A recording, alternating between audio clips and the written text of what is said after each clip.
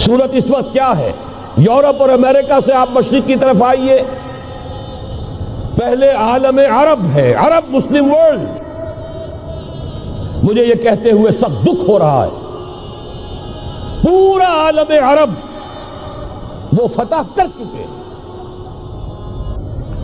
وہ عرب ممالک کے جو اسرائیل کے ساتھ کسی میز پر بیٹھ کر گفتگو کرنے کو تیار نہیں تھے، آپ دیکھ رہے ہیں کہ لائن لگ گئی.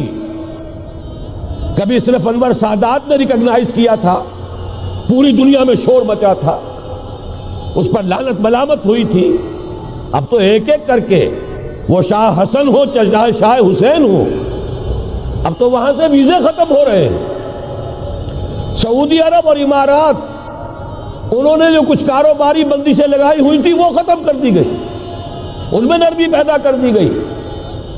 یہ صورتحال ہے کہ واقعتاً ان کی جو عالمی تسخیر کا پروگرام ہے وہ آگے بڑھ رہا ہے، اور بدقسمتی سے امت مسلمہ کا جو قلب ہے، اس امت کا قلب امیین پر مشتمل ہے. هو الذی بعث فی الامیین رسولا منہم یتلو علیہم آیاتہ ویزکیہم الی آخر الآیہ. حضور بھی امی تھے، انہی میں سے تھے صلی اللہ علیہ وسلم. لیکن آج وہ قلب جو ہے عالم اسلام کا، وہ یہودیوں کے شکنجے میں کسا جا چکا ہے. فرش التراب يضمني وهو غطاء. بہرحال انہوں نے ابھی حال ہی میں پوپ سے بھی ایک فتویٰ حاصل کر لیا ہے کہ یہودیوں پر جرم نہیں ہے، الزام نہیں ہے مسیح کو سولی دینے کا. تاریخ بدل گئی. جو 1900 برس تک ایک تاریخ چلی آ رہی تھی، بیک جنبش قلم پوپ صاحب نے انہیں اس ذمہ داری سے بری. اور آپ نے دیکھا ہوگا حال ہی میں اسحاق ریبین جب یہ واشنگٹن سے واپس آ رہا تھا، جب کچھ وقفہ پڑ گیا تھا، جو مصالحت کی گفتگو ہو رہی تھی پی ایل او کے ساتھ، تو واشنگٹن سے واپس آتے ہوئے پوپ سے مل کر آیا ہے. اب ویٹیکان نے تسلیم کر لیا ہے اسرائیل کو، اور اس کا اب سفارت خانہ ویٹیکان کا یروشلم میں کھلنے والا ہے. میری اس پوری گفتگو کا حاصل کیا ہے؟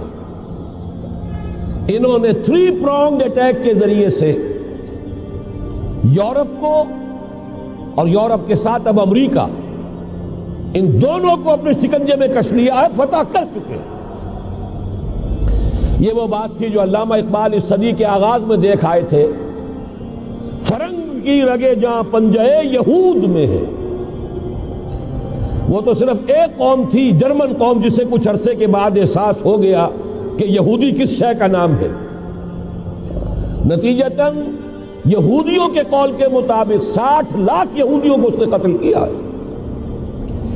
لیکن اس کے علاوہ، جس کو آج کل ویسٹ کہا جاتا ہے، وائٹ اینگلو سیکسن پروٹیسٹنٹس، ان کے اوپر مکمل تسلط ہے یہودیوں کا. وہ یہودیوں کے اعلی کار بنے ہوئے ہیں، سود کے ذریعے سے مالیاتی شکنجے میں جکڑا ہوا. فیڈرل ریزرو فنڈ جتنا بھی امریکہ کا ہے، یہ سرکاری بینک نہیں ہے، یہودیوں کے نجی ادارے ہیں. اور دنیا کی سب سے بڑی مقروض حکومت جو ہے وہ امریکہ کی ہے. یہودی قرض خواہ ہے اور امریکہ کی حکومت ان کی مقروض ہے. اسی لیے کہا ہے نکسن نے اپنی کتاب میں کہ کوئی پریزیڈنٹ نہیں ہے امریکہ کا جو یہودیوں کی رائے کے خلاف چل سکے. اس نے یہ بات کہہ دی اور لکھ دی، کھل کر لکھ دی، اپنی کتاب میں لکھ دی. بہرحال اس کے ضمن میں جو انہیں آخری کامیابی حاصل ہوئی، اعلان بالفور 1917، یہودی آباد ہونے شروع ہو گئے. اور اصل میں اسی کے لیے خلافت کو منسوخ کرایا گیا. سلطان عبد الحمید، اگرچہ یہ ترکی خلافت جو ہے مرد بیمار کمزور، پھر بھی وہ مسلمانوں والا جذبہ اتنا تھا، انہیں بڑی سے بڑی رشوت پیش کی گئی تھی. ظاہر بات ہے یہودیوں سے بڑھ کر رشوت دینے والا کون ہو سکتا ہے. جن کے ہاں ایسے بینکر ہوں جو 40 بلین ڈالر کا ایک چیک لکھ سکیں. پھر یہ کہ ان پر سیاسی دباؤ بہت ڈالا گیا.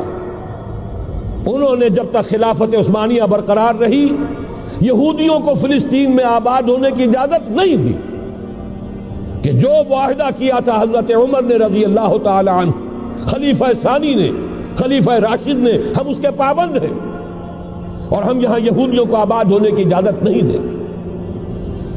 لہذا انہوں نے اس خلافت ہی کا بستر طے کرایا، اس لیے کہ نہ رہے بانس نہ بجے بانسری، نہ مسلمانوں کی وحدت ملی کی کوئی علامت دنیا میں باقی رہے اور نہ مسلمان کسی مسئلے پر جمع ہو کر کوئی موقف اختیار کر سکے. اعلان بلفور کے نتیجے میں آباد کاری شروع ہوئی. 1948 میں اسرائیل قائم ہو گیا، معجزہ ہو گیا. 1967 میں اس کی توسیع ہو گئی. اس میں ایک بات اور بھی عرض کر دوں، یہ سارا کس طور سے ہوا ہے کام؟ آپ نے زائنزم کا نام تو سنا ہے، صہیونی تحریک. خود اس کا جو بابا آدم تھا، آرڈر آف الومیناٹی، 1776 یکم مئی یہ نظام قائم کیا وائساپ نے، اور اس نظام کے تحت فری میسنری اور lodges of the great Orient قائم کیے گئے. یہ سارا ہتھ کنڈا وہ ابلیسی نظام، اس کی تفصیل ایک کینیڈین آتھر نے لکھی ہے کتاب میں، پونز ان دی گیم. یہ سارا دھندا ایک شیطانی چکر ہے، ابلیسی چال ہے، اور اس کے ذریعے سے اسرائیل قائم ہوا اور اس کی توسیع بھی ہوئی 1967 میں. اب یہاں تک پہنچنے کے بعد ان کے پیش نظر بقیہ دنیا کی تسخیر اور اسے فتح کرنے کا معاملہ ہے، اور سب سے بڑھ کر اسلام کی بیخکنی اور اس کا راستہ روکنا یہ ان کے پیش نظر ہے. یریدون لیطفئوا نور اللہ بافواہہم. صورت اس وقت کیا ہے؟ یورپ اور امریکہ سے آپ مشرق کی طرف آئیے، پہلے عالم عرب ہے، عرب مسلم ورلڈ. مجھے یہ کہتے ہوئے سخت دکھ ہو رہا ہے، پورا عالم عرب وہ فتح کر چکے. وہ عرب ممالک کے جو اسرائیل کے ساتھ کسی میز پر بیٹھ کر گفتگو کرنے کو تیار نہیں تھے. آپ دیکھ رہے ہیں کہ لائن لگ گئی. کبھی صرف انور سادات نے ریکگنائز کیا تھا، پوری دنیا میں شور مچا تھا، اس پر لعنت ملامت ہوئی تھی. اب تو ایک ایک کر کے، وہ شاہ حسن ہو چاہے شاہ حسین ہو، اب تو وہاں سے ویزے ختم ہو رہے ہیں. سعودی عرب اور امارات، انہوں نے جو کچھ کاروباری بندشیں لگائی ہوئی تھی وہ ختم کر دی گئی، ان میں نرمی پیدا کر دی گئی. یہ صورتحال ہے کہ واقعتاً ان کی جو عالمی تسخیر کا پروگرام ہے وہ آگے بڑھ رہا ہے، اور بدقسمتی سے امت مسلمہ کا جو قلب ہے، اس امت کا قلب امیین پر مشتمل ہے. هو الذی بعث فی الامیین رسولا منہم یتلو علیہم آیاتہ ویزکیہم الی آخر الآیہ. حضور بھی امی تھے، انہی میں سے تھے صلی اللہ علیہ وسلم. لیکن آج وہ قلب جو ہے عالم اسلام کا، وہ یہودیوں کے شکنجے میں کسا جا چکا. اکثر وہاں کے جو حکمران ہیں، امریکہ کے ایجنٹ ہیں، اسٹوڈیز. یہ حالات جہاں تک عالم عرب کا تعلق ہے، تلخ حقائق ہیں جو بیان کر رہا ہوں، اس لیے کہ آپ کے سامنے رہنا چاہیے.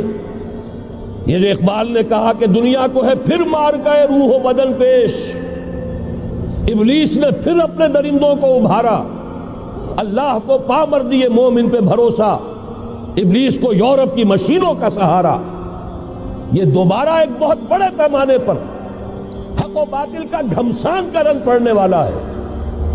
ملاحم کی جو حضور صلی اللہ علیہ وسلم نے پیشین گوئیاں فرمائی، الملحمۃ العظمی، تاریخ انسانی کی عظیم ترین جنگ جو ابھی آنے والی ہے، اس کو سمجھ لیجئے اچھی طریقے سے کہ اس میں جو قوتیں ایک دوسرے کے مقابل آ رہی ہیں وہ کون سی ہیں. نیو ورلڈ آرڈر کہنے کو امریکہ کے زیر قیادت ہے، حقیقت میں امریکہ خود یہودیوں کے پنجے میں ہے. یہ وہی ابلیسی طاقت ہے جو آگے بڑھ رہی ہے. عالم عرب کو فتح کرنے کے بعد اب ان کے پاس اگلا عالم اسلام کا حصہ ہے، غیر عرب مسلم ورلڈ. ایران ہے، اس کے شمال مشرق میں ترکستان ہے، روسی اور چینی، مشرق میں افغانستان ہے، پاکستان ہے. یہ ایک بہت بڑا سالڈ بلاک ہے. اس کے بعد اگرچہ ہندوستان آتا ہے، بھارت، ظاہر بات ہے کہ وہاں مسلمان اقلیت میں ہیں سوائے کشمیر کے، لیکن یہ نوٹ کیجئے کہ وہاں بھی کم سے کم 15-18 کروڑ مسلمان موجود ہیں. آج بھی دنیا کا سب سے بڑا ملک جس میں مسلمانوں کی تعداد اور جن کی نفری سب سے بڑھ کر ہے وہ بھارت ہے. اس کے بعد پھر انڈونیشیا، ملائیشیا ہے.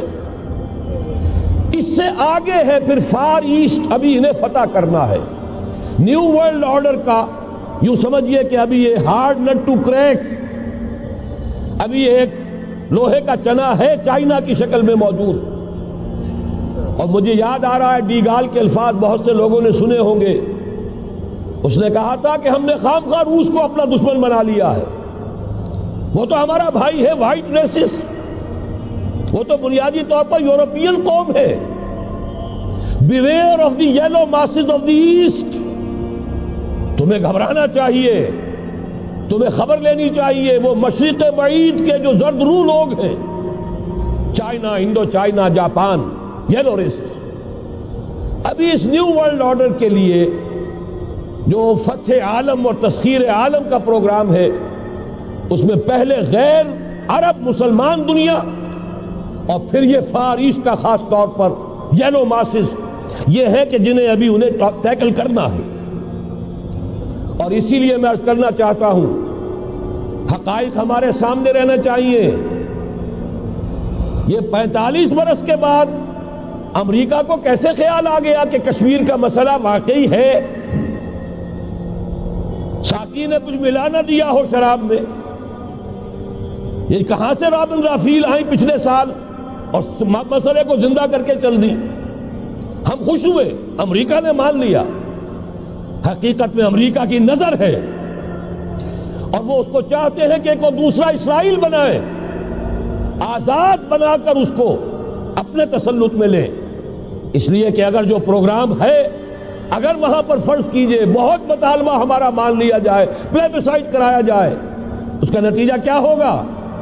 آپ کو آزاد کشمیر سے بھی اپنی فوجیں نکالنی پڑیں گی، آپ کو گلگت اور بلتستان سے بھی فوجیں نکالنی پڑیں گی، بھارت بھی ادھر سے فوجیں نکالے گا. اور رہ جائے گا کون؟ یہ ٹھاٹ پڑا رہ جائے گا. جب لاج چلے گا بنجارا، رہ کون جائے گا؟